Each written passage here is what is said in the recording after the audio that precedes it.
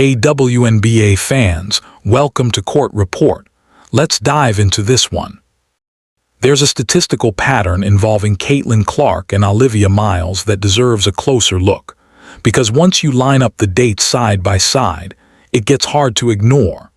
Between late June and late July, ESPN's Insights account published 4 separate graphics crowning Olivia Miles as the fastest player to reach various statistical milestones. 4 different graphics in under a month. And here's the detail that should catch your attention immediately. Every single one of them used a different statistical cutoff. Let's break down exactly what changed each time, because the pattern matters more than any single graphic on its own. The first graphic, posted June 29th, credited Miles as the fastest to 350-plus points and 100 assists, passing both Paige Bueckers and Clark. Notice what's missing there: rebounds. At that point in the season, Clark had 104 rebounds compared to Miles' 91. Clark cleared that bar. Miles didn't. So the category that would have kept Clark ahead simply wasn't included in the graphic. 2 weeks later, on July 13th, a new graphic appeared.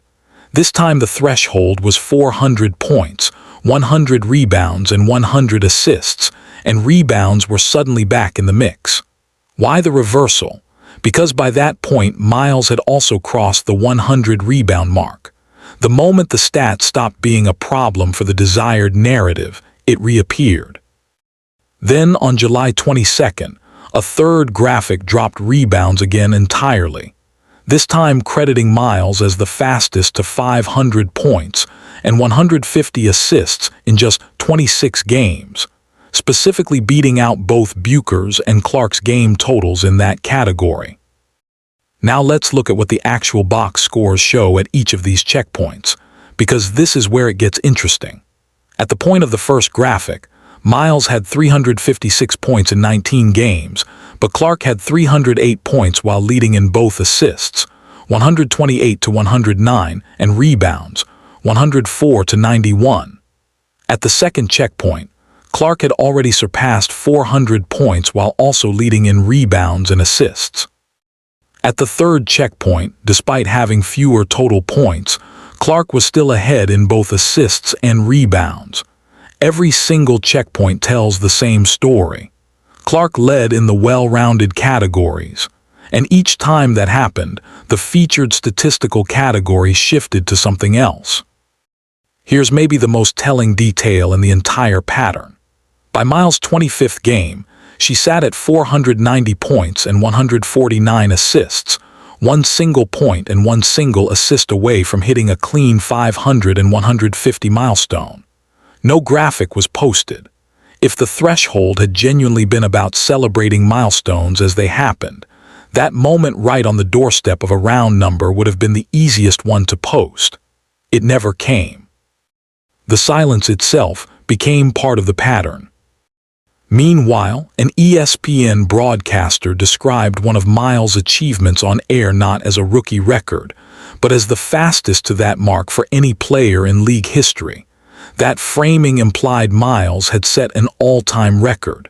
She hadn't. Clark already held that particular combination of numbers. Whether that was an honest oversight in the moment or not, it illustrates exactly how easily a narrative like this can spread to casual viewers who have no reason to fact-check a graphic from a major sports network. And that's really the core issue here.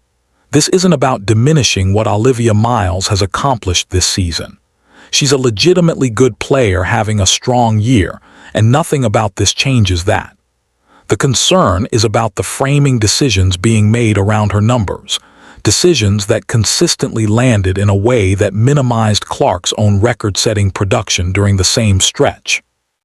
Fans who caught the pattern did the actual homework, tracking game logs, screenshotting the graphics, and comparing the categories side by side to figure out what was happening. To be clear, some of the broader claims floating around about officiating disparities and locker room player rankings are not independently verified in this breakdown, and should be treated as separate from the statistical pattern itself. which is the part that's actually documented and checkable. At the end of the day, no amount of shifting thresholds changes what actually happened on the court. Clark's numbers at every one of those checkpoints are real, they're recorded, and they're verifiable in the box scores. The pattern in how those numbers got framed publicly is worth understanding for what it is. What's your take on all this? Drop it in the comments, like this video if you want more breakdowns like this, and subscribe to Court Report so you don't miss what comes next.